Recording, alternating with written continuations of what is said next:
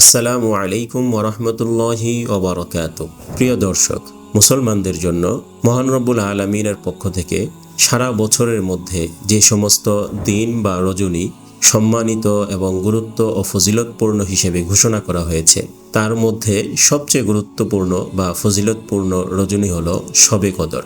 কোরআন হাদিসের ভাষায় বলা হয় লাইলাতুল কদর। লাইলাতুল কদর আরবি ভাষার দুটি শব্দের সংমিশ্রণে গঠিত। লাইলাতুন শব্দের অর্থ রাত, কদর শব্দের অর্থ মাহাত্ম্য বা সম্মান। সুতরাং লাইলাতুল কদর এর অর্থ হলো মহামান্বিত রজনী।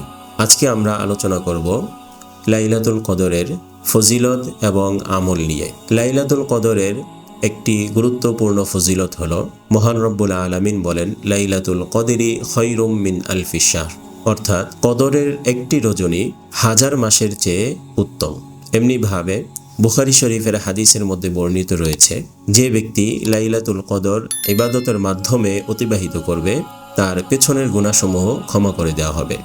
সহিহ বুখারীর হাদিস, রাসূল সাল্লাল্লাহু আলাইহি ওয়াসাল্লাম বলেন, মান কামা লাইলাতুল কদরি ঈমানান ওয়া ইহতিসাবান গুফিরা লাহু মা তাকদ্দামা মিন যামবি, অর্থাৎ যে ব্যক্তি ঈমানের সাথে সোয়াবের উদ্দেশ্যে বা সোয়াবের আশায় কদরের রজনীতে ইবাদত বন্দেগী করলো, তার পেছনের গুনাহ ক্ষমা করে দেওয়া হবে। আসুন এ পর্যায়ে আমরা জেনে নিই লাইলাতুল কদরের আমরা কি আমল করব। লাইলাতুল কদরের মধ্যে প্রথমত আমরা যে আমল করতে পারি, রমজান মাস এবং রমজানের বাহিরে ফরজ, ওয়াজিব এবং সুন্নতে মুআক্কাদার পাশাপাশি যে সমস্ত নফল ইবাদতগুলো আমরা পালন করে থাকি, সেই ইবাদতগুলোই লাইলাতুল কদরে আমরা বেশি থেকে বেশি পালন করব। যেমন নফল নামাজ, কোরআন তেলাওয়াত, জিকির আজকার, দুরূদ পাঠ, ইস্তেগফার ইত্যাদি। লাইলাতুল কদরের দ্বিতীয় আরেকটি আমল হলো যে আমরা লাইলাতুল কদরে সবাই প্রত্যেকেই যার যার সামর্থ্য অনুযায়ী আল্লাহর রাস্তায় দান সদকা করব।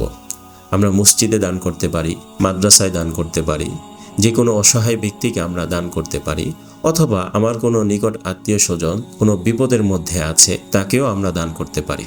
মোট কথা, দান করার যে আমলটি, এই আমলটি আমরা লাইলাতুল কদরের রজনীতে অবশ্যই পালন করব ইনশাআল্লাহ।